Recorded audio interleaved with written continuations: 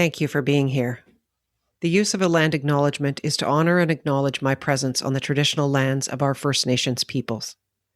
It was a practice by First Nations people when traveling through other nations' territories as a sign of respect. I acknowledge that the city of Hamilton, where I record this podcast, is situated upon the traditional First Nations territories of the Erie, Huron-Wendat, Haudenosaunee, Mississaugas, and the Chonodon of the so-called Neutral Tribes. Hamilton is also directly adjacent to the Haldimand Treaty Territory. This land is covered by the Dish with One Spoon Wampum Belt Covenant, which extends between Montreal and Fort Erie. It was an agreement between the Haudenosaunee and the Anishinaabe. That wampum uses the symbolism of a dish to represent the territory, and one spoon to represent that the people are to share the resources of the land and only take what they need. Hamilton is home to many Indigenous peoples from across Turtle Island, and this land acknowledgement is a small gesture to recognize the rich history of this land, and so that I can better understand my role as a settler, as well as a neighbor, partner, and caretaker. I stand in solidarity with all those that fight for justice on behalf of the murdered and missing Indigenous women, girls, LGBTQ+, and two-spirited people. I grieve the generational trauma created by the residential school system and the 60s scoop. I grieve the children and childhoods lost through ignorance and racism. Miigwech. Thank you. Welcome to the arena, where sometimes the hardest part is showing up. My name is Linda McLaughlin. Thank you for being here. I feel incredibly fortunate to have had this conversation with Dr. LaNysha Adams. Her warmth, compassion, humor, intellect, and determination is inspiring, and she's now sharing her hard-won lessons of perseverance and resilience with aspiring academics and non-traditional students to great effect. Thank you for listening. This is episode 35. Cool. I never knew about those settings. There you go. You learned something. I'm glad I was able to teach you something today. Hey, I learn something new every day. It's amazing. I love it. It was fun meeting you the other day, and the cousin of Dwayne Johnson. You must get bugged about that all the time. Not all the time, but every time I love it. Every single time. It's like, you're from Samoa. Who else do I know from Samoa? Oh my God, Dwayne Johnson. For those who don't know, it's The Rock. Yes. So I have an intro for you. Feel free to correct me as I go along. Dr. LaNysha Adams, you are a sister, a daughter, mother, author, academic, and entrepreneur. You were a first-generation college student and the very first in your family to obtain a PhD. Through your experiences defending your doctoral thesis, you identified a need to help doctoral candidates get through the often cutthroat world of academia. Because of your experience juggling multiple commitments as a non-traditional student, you understood the unique needs of students trying to complete their degrees while working full-time, parenting, caretaking family members, and who are first-generation residents in the U.S. You have parlayed your empowerment and self-mastery techniques into a successful business as an educational consultant and dissertation coach. To date, you've coached 76 students to complete their graduate degree. Welcome to the arena, LaNysha. Thank you so much for having me. It's an honor to be here. You have accomplished an incredible amount. People can't see your face, but you are a relatively young woman, from my perspective anyway, from my advanced years. And so I was speaking to another woman who had done her PhD, and she just flat out said, it's amazing to be outside of that world of academia. It's so incredibly cutthroat. It's just remarkable. You would think the world of higher learning would be embracing. It would be fostering of people coming through, but I guess this competition is competition. Yeah, I think more than competition, it has a lot to do with ego. There are a lot of eggheads in this environment. You're getting Yes. a PhD and you're so smart. And I think intelligence is a key piece to that, but more than being smart is how hard you can work and how much they put you through what they call this academic hazing. And my assessment of it is pretty much folks who are in positions of power, their ego is overriding their humanity. Mm. And my favorite self quote is that our ego is never bigger than our humanity. And Mm. I can only imagine if that wasn't at play in those higher ed spaces, it'd be a totally different kind of ball game. But someone said to me that it really comes down to not everyone can get it and the competition piece. But I think there's another layer that is beyond the regular competition, and that's how much can you survive whatever they're going to do to you. And because the folks on the committees have experienced it as students, and they recreate it as educators instead of changing it. It's like a very crazy infrastructural problem. In our earlier conversation, we talked about there's a similar kind of mindset when you look at the legal profession, medicine, etc. Well, I went through it, so it's payback for those people who are coming through. I'm highly sensitive to it. And when coaching doctoral students, it's who's catching them, who's holding them, because those kinds of dynamics can tear people apart. And it's not just, oh, you critique my research. It's you're doing something to the core of me. And that's going to demotivate or motivate, encourage, discourage. And while folks can get through, some get stuck in this sort of middle place of how do I move forward? I'm not sure. And then there's fear because you hear stories and then you're like, oh, I don't want that to happen to me.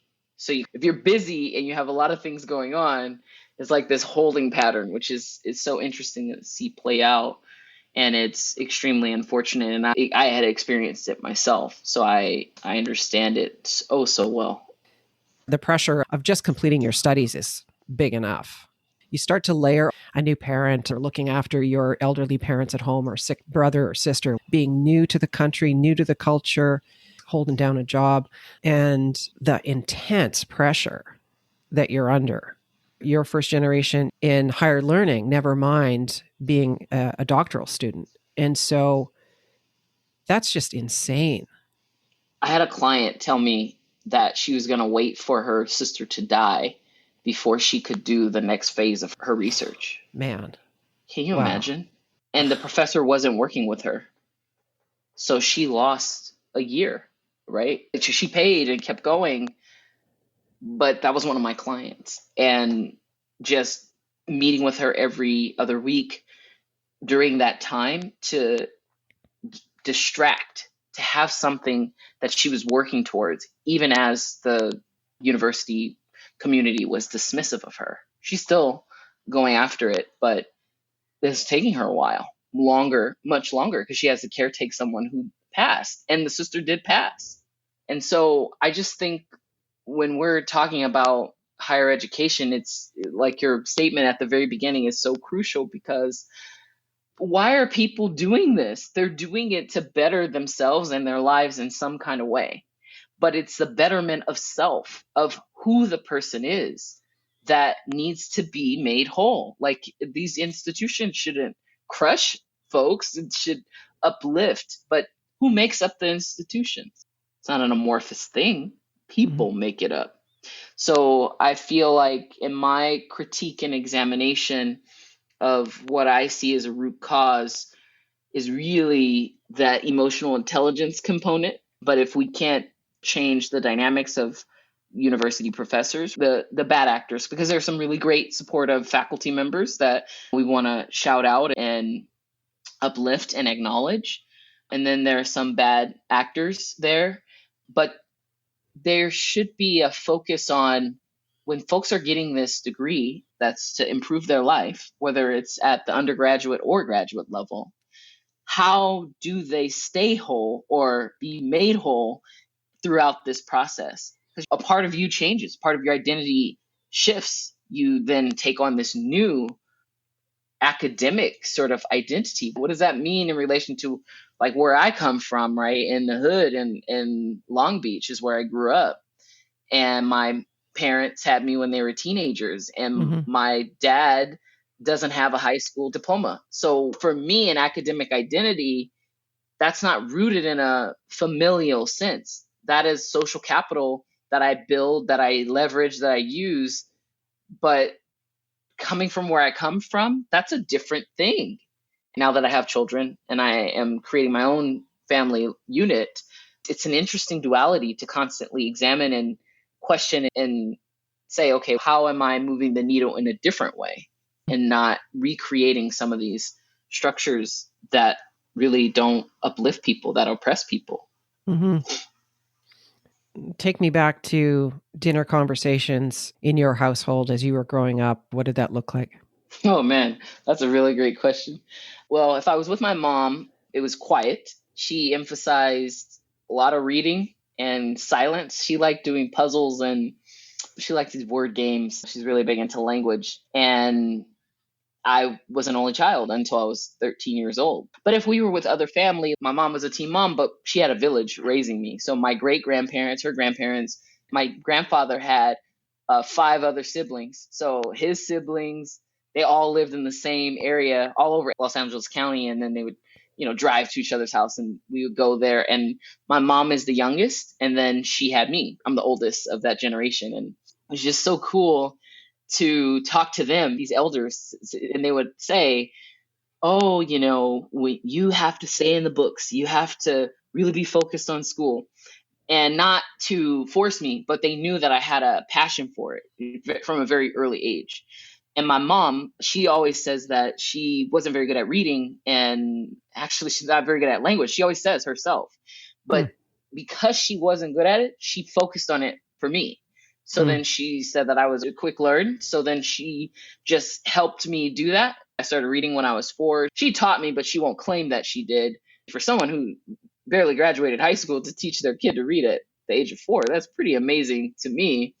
And so a lot of the conversations with the adults would be, what was I reading? Because my mom always made sure that I was going to the library. I asked probably 1,000 annoying questions and she didn't know the answer. There was no Google. And so she would say, go look it up, go find it out. And I was always thinking, wow, that's super annoying. And then I go read and she'd say, what did you read? Because she didn't know. And I didn't know that she didn't know. I mean, your parent, you don't think of their limitations. You're like, they're making me do all this stuff.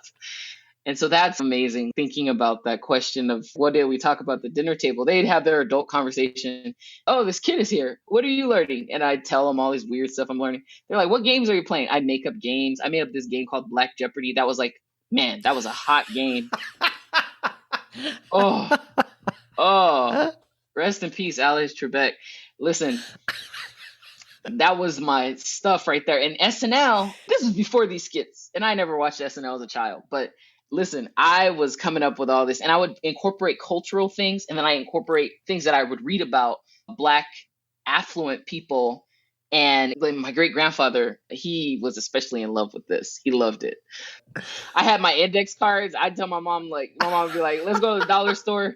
You get your index cards. I run out of it. And I wanted different colors because I had different categories. Man, I was like at 7, I was all about Black Jeopardy. It was amazing. And I got everybody to play. That was the most amazing part because, my great grandmother, she was always busy doing some cooking or doing something. Everybody played. Every person played. So, yeah, those were a lot of our dinner table conversations growing up. Fantastic. Love it. I hope you improved upon the music, though. Totally. We had Coltrane. That was my music. But, I don't know. I'm going to have to recreate that. Yeah, absolutely.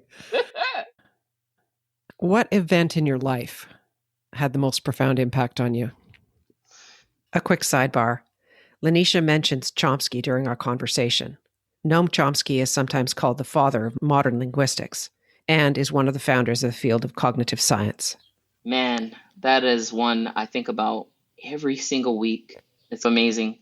Aline Jindian, my 9th grade English teacher, she introduced me to Dan Bates, who was the department chair. And she said, oh, I think you should talk to him about your interest in language, because I knew at 13 that I wanted to get a PhD in linguistics and become a linguistics professor after reading Chomsky. So this is weird because this is what happens when you go to the library and that's your social place. I wanted to be an architect, but I didn't have the skill. My mom's skills in math and drawing and visual learning, super, super high. And she has a language facility that is off the charts. But she would see me trying to draw buildings and stuff. And she gave me these blueprint books. And she's like, look, you ain't good at that. That's heartbreaking. I was like, I want to be an architect. And so my mom was encouraging me to try to go and figure out what you need to do it. So we went to the library. The librarian told me, got this really complicated book for blueprints. So then instead of being like, oh, maybe I could build the skill, I was like, forget this. I'm not choosing that. And I was sad. I was like, I'm so lost. I don't know what I'm going to pick. And the librarian started asking me, what do you really love? And I'm like, oh, I love languages. My dad is from this country. We have these neighbors. They speak Spanish. I really love this. And so she's okay. It sounds like you really love the science of language. I was like, what's that? Linguistics. She puts me in the section and then off I go. And then I found Chomsky randomly. No one told me anything. And I was like, this blueprint for language? I was like, I'm on to something here. I didn't even know to look when it was published. This book was published in like 1950. I think by the time I'm in high school, I'm like, what else can I read? But so my teacher, she was like, you need to talk to the department chair and talk to him. So then he walks me over to the Career Center. We're talking. He's, I think you need to apply for this scholarship. And it was the Bill and Melinda Gates Foundation scholarship. Turns out that I can't apply because you have to be a senior in high school.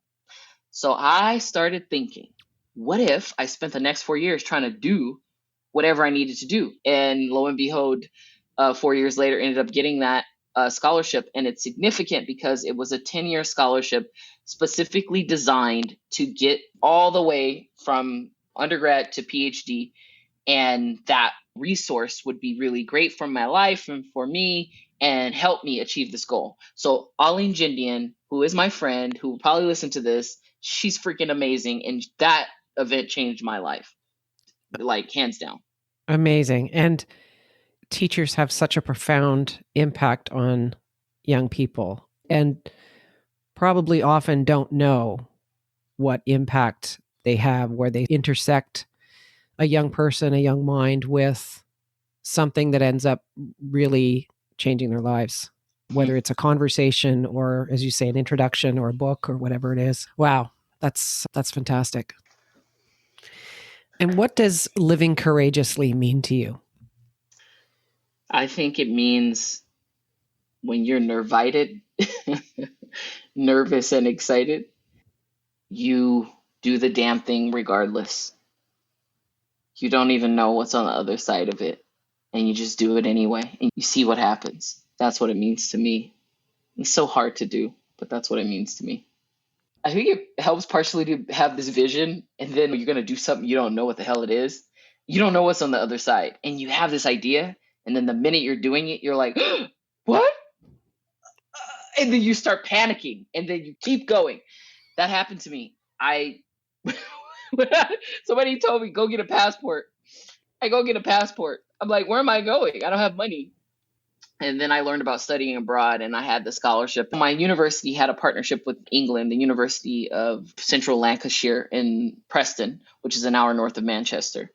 And I was like, okay, great. They have linguistics. I could study. I was like nerding out. Oh, English linguistics from a British perspective. And as an American, I was like, yeah, this is awesome.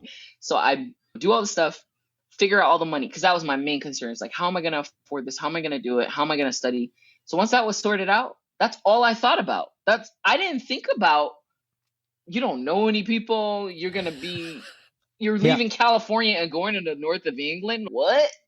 I bought a coat. I was like, I got a pea coat from LL Bean, and I was like, I'm ready. And Birkenstocks. I was like, that's all I knew. And so then I'm on the plane. I had never flown out of the country before, and I had a panic attack on the plane. I started freaking out, and I was sweating. Oh, no. I was like, and mind you, it's 2 hours into the flight, and something happened. I started thinking, what am I doing? Get off this plane. And I just started hyperventilating. The flight attendant came, and they gave me the little bag, and they were like, ma'am, you feel, I was like, no, I feel so sick. I try not to be in that space. And if I am, it's in behind closed doors. So I'm freaking out because I'm freaking out. And everybody's like trying to help me. And I start throwing up, and the lady sitting next to me is all squirming. God. Oh, it was awful. And it was fear. It was this false evidence appearing real. Like, how could you be even thinking you could leave California? You need to go back. You live by the beach. Like, your life is fine. Why would you want to go to England? It's cold there. You don't know anything. Maybe I should have thought about some of them before I got on the plane. But I think it really helps push you. If you can control your focus on, hey, I want this experience. What are the smallest steps I could take to get that? Everything else falls into place. And that was my operational belief. Mm-hmm. But I'm telling you, I am human just like everybody else. And I have fear. One of my friends said to me, "Oh, you're so fearless. You have no fear. You just do whatever you want." And I was like thinking, are you crazy? I do it even when I'm afraid. And they didn't understand me because I maybe didn't articulate well. But right now in this moment, I'm saying there is something about when you have that feeling and it's the first thing you want to do is go back to your comfort zone. Why would you choose something else? Look at what's on the other side of it. I can't even tell you the impact of that on my life. Maybe because I went and I got a sense of the world and universe outside of my small place in Southern California. I then came back and then I was like, I want to go away again. And I went to Mexico for another study abroad, which means that I spent 5 years as an undergrad. But I didn't care because I was like, wow, I can maximize this opportunity. When am I going to be protected in that space with funding and with support and with while studying? And I picked some really cool opportunities to maximize my learning. But I did feel those feelings and I don't think about them. But in this moment, I'm reflecting on it and just remembering, gosh, I had no idea what I was doing, but I did it anyway. I think every student should try and be away from home if they possibly can to embrace that experience. What has stopped you from pursuing your goals? I'm pausing because I don't think anything stopped me from pursuing it. Right now, I have major barriers. I have a looming book deadline. I'm actively seeking solutions for childcare in the evenings and on the weekends to help me out. And I think in this new transition of being a mom to a 10-month and a almost 3-year-old, it's so difficult to manage that need to raise another human and care for them and not just help them survive, but help them thrive, right? I want them to be the best of who they are and as free as they possibly can. Because let's face it, the older you get, the more restricted it becomes until you retire or whatever. And so I'm like, I want them to be as free, as crazy as they possibly can. And that's a lot of work, actually. I think it's more work than forcing them to be convenient for me, which is a different way. So that is a big struggle that I have a lot of challenges there. And then I think I really struggle also with self-care, like putting myself first when it comes to fitness and other health things, because sometimes I think I'm like a computer or I have fantasies. Did you ever watch the Jetsons, the show? Yes. Oh man, that was my stuff. And you know how they have a pill for food and you don't have to waste your time cooking. I think part of my brain thinks, oh yeah, let's keep going. And then you run the vessel down and you're like, wait a minute, what's going on? What's happening to me? So I'm improving in that area, but I'm work in progress constantly. And I just keep going. You know, I try to, when we have these limitations, I try to embrace those barriers and really identify them so that I can come up with strategies to utilize my strengths to move past them. And I think that's a really good recipe for breaking through some of those barriers. What impact do you want to have on the world? You come in with these heavy hitting questions. Elaine Jindian's my Shiro. I don't have very many, actually. I think I only have one. And I want to have an impact like that in the world where she's still a teacher. And every day I know she's like affecting kids in the same way that she affected me and my friends. 22 years later, people are still talking about what you did in the class because of your energy, because of your passion, because of so many things that you showcase that is like the essence of who you are. I want to have an impact where I can help people fully be that, like fully who they are, authentically representing and showcasing 100% of the time, and in a fearless way where you don't focus on those things that might seemingly hold you back. You just do it anyway and do you and be you. I really would love to have that as part of something I do in life. And I try to. I think I try to, but I don't know. I don't know. Sounds like it. You've got 76 students whose lives you've changed already. Yeah, that's a good way of putting it, thinking about it. Yeah, it's hard. It's exactly what we were saying about her. You don't really know unless they tell you, unless they circle back and say, hey, like you really had this change in my life. And I think if I tell her, if I tell Aline, she's so humble and so beautiful. And it's amazing that someone is like that. Now imagine if at every level of education you had a human like that. Oh, absolutely. The ripple effect of those positive voices and forces. There's so many lessons from this time of pandemic. And when you think about the single life and the ripple of the people that are affected by the loss of that person, the loss that the world has had as a result of that person no longer being there, who could be your teacher, who could be you, and how they are no longer there to be that pebble and send out that ripple. We have to hang on to those lessons and really understand what we've gone through, and then being the force for good going forward as much as we can. So understand, Dr. Adams, the force that you are in the world. Thank you. You're welcome. What would you do on your last day? I'm going out, and I know I'm going out. We're going to have a dance party. Then we're going to dance for like a long time, like 2-3 hours in a row. Like we're just going to have nonstop dance party with the best DJs, plural DJs. I want to do virtual and in person. I want to do crazy stuff. Then when you work up a hunger because you've been exercising and sweating, so then you go into this like sauna place and you get clean and you relax and you go, and then there's going to be a hot tub. You have private soaks and you can have public ones, whatever your preference is. I want to be with people. I don't want to just be by myself. I want to live it up with the other souls. So we're going to have this hot tub experience, and then boom, we're going to have a major feast. I want to eat all the best foods. Oh, the best foods. Like all the best soul food, all the best Japanese food, all the best Thai food, all the best Samoan food, all the best every food I could ever. Oh, these, man. Persian food. Oh my gosh. I would eat like so much. And then I'd want to have some libations and just relax and then go out. That's how, and I want to be with people that I love and care about, even ones who aren't even alive anymore. I want them to appear back magically. And I don't know if this is a realistic question or not, but hey, if I can have that, if I can have that, that'd be amazing. And then, fiend. You've got 5 minutes to have a conversation with someone, living or dead. Who would that be?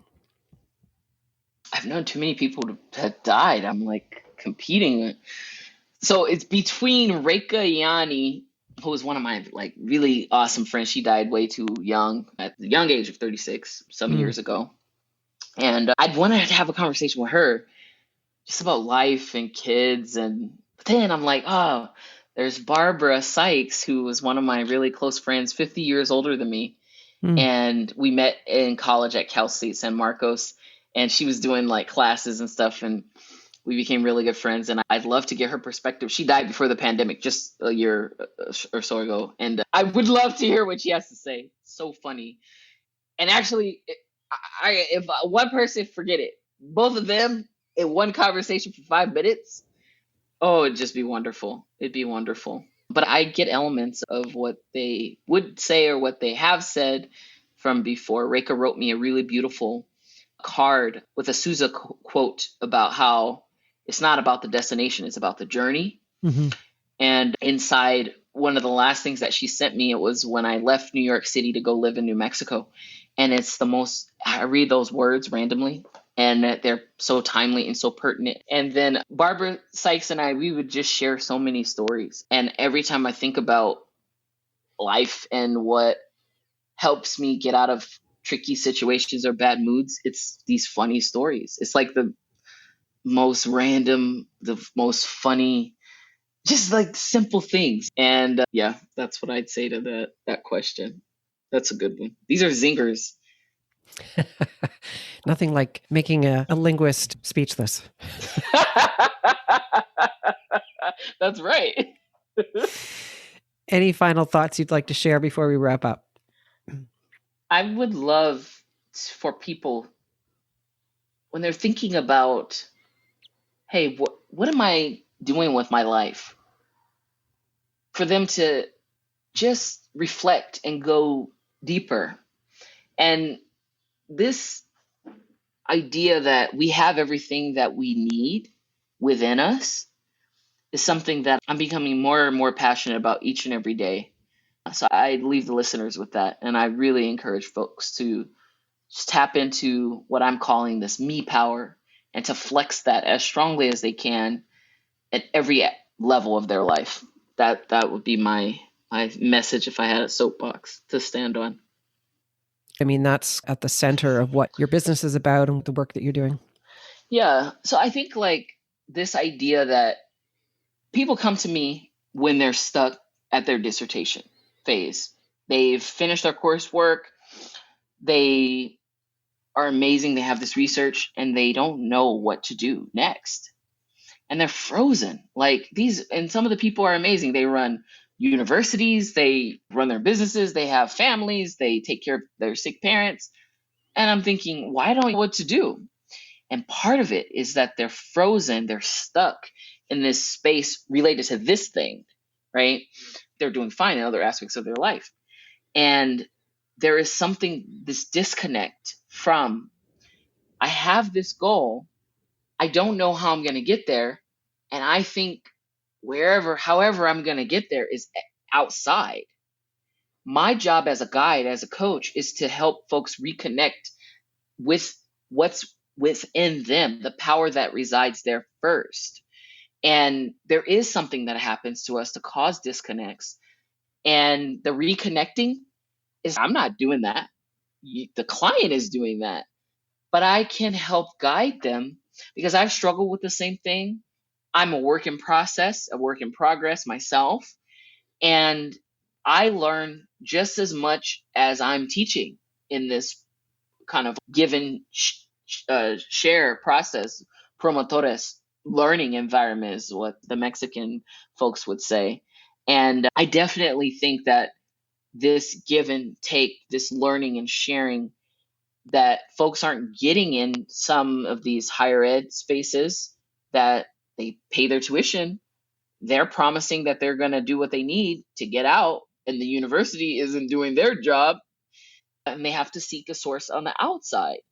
And I think everyone needs to go back inside, but you can't always go it alone. And that is like such a paradox.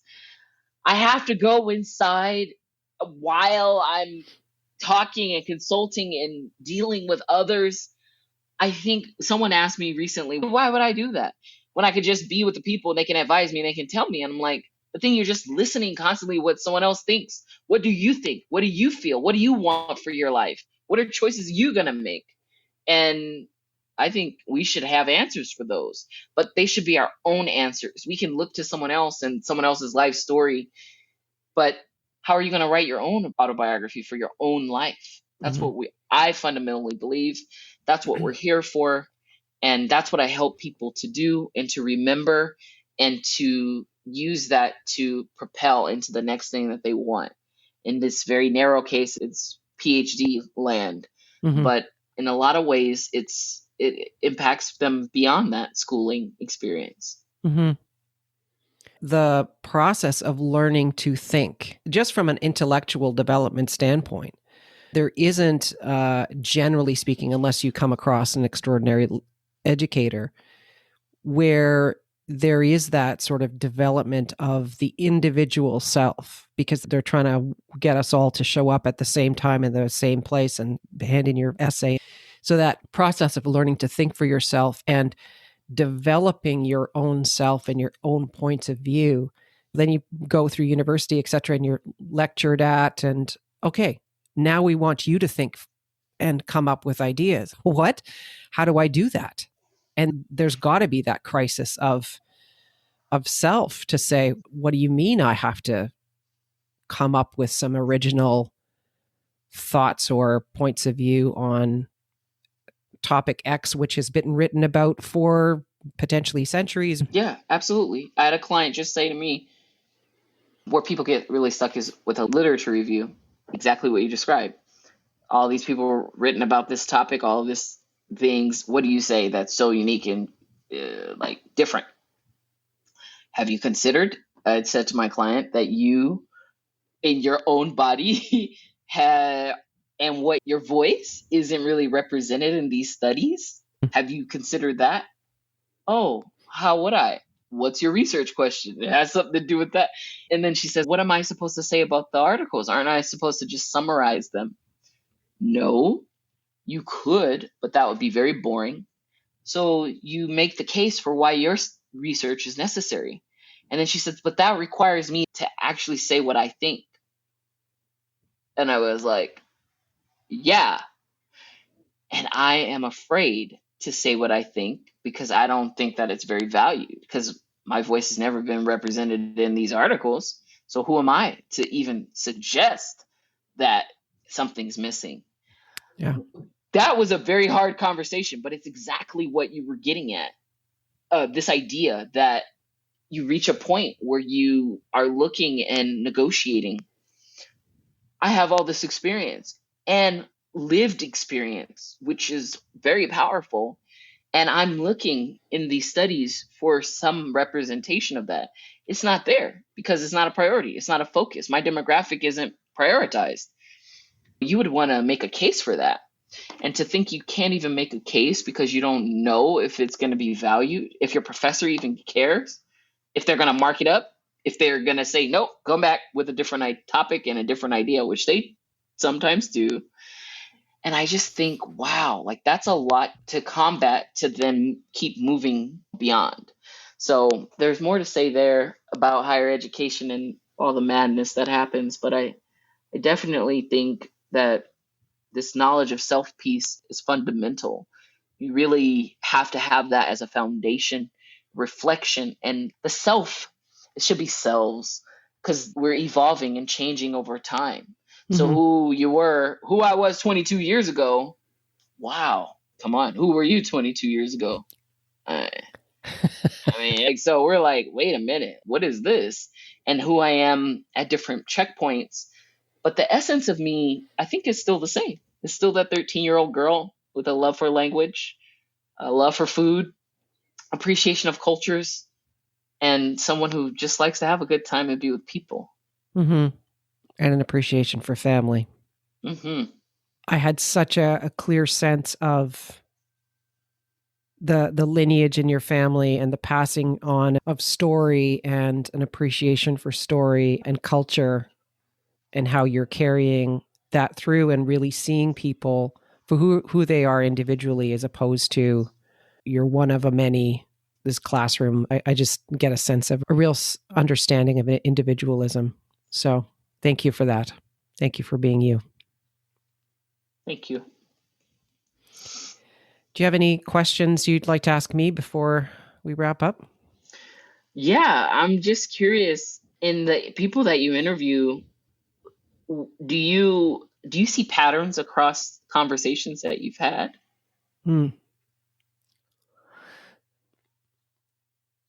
Everybody has some sort of way of speaking to themselves in the moment of doubt, in the moment of fear, to get themselves through. So there's, I suppose, some patterns, but I'm speaking to people from, and purposefully from, diverse backgrounds, but also diverse moments of courage or ways of being courageous or reasons for being courageous. Some of it is self-imposed, some of it is circumstantial. I think there's an understanding that it's just you in the arena of your life, of whatever that moment is or those circumstances are. And that there's a sense of just keep moving forward, because that stillness will allow that fear or that self-doubt or whatever's chasing you is to catch up with you. But that sense of either physically, mentally, emotionally, or spiritually moving forward, marching forward, allows you to succeed and get to the other side. Wow. I am so grateful to be having this conversation with you. It's enriched me so much, and I really value the connection. So thank you. I will be very thoughtful after this conversation. So thank you so much. And I really look forward to sharing this with the listeners. I have shared how to find LaNysha in the show notes. You can follow her on Instagram, Twitter, or Clubhouse at edlinguist. That's EDLINGUIST. Or on her website at www.edlinguist.com. She's happy to talk about ways to complete a graduate degree, but she's also happy to talk about ways to collaborate, strategize, and disrupt systems that oppress people. End of story. Thank you for listening. Please follow or subscribe to this podcast. If you feel someone else might benefit from listening to this episode, please share it. Leave a rating or review wherever you listen to your podcasts. They always make my day. Do you know someone whose story I should share? Feel free to reach out to me via my website or email, linda@lindamclaughlin.com. I'll put it in the show notes. I look forward to sharing my next guest story of completing his self-imposed 100 days of courage. Until next time, my name is Linda McLaughlin in The Arena.